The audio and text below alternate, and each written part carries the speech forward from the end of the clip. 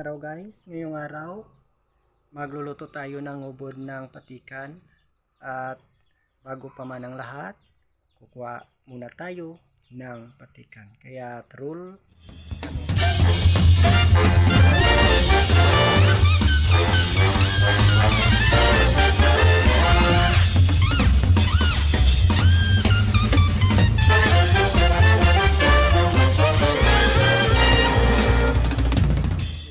Ngayon, nandito na tayo kung saan hahanap tayo ng patikan.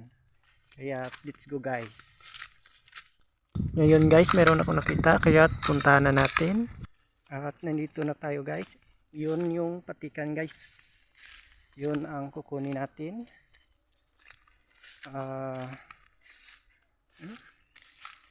Ito yung itsura ng patikan guys.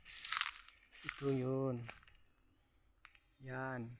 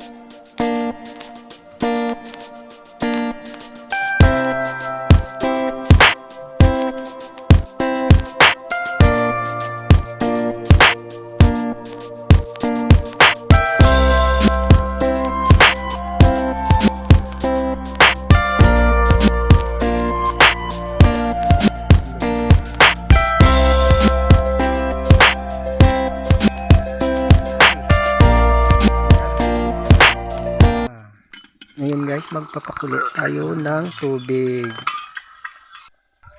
Ngayon guys, ay kumukulo na, kaya ilalagay na natin ang patikan.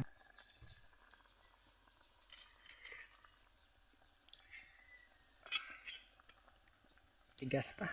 Palambutin natin guys, palambutin. Guys, ito na. Yan.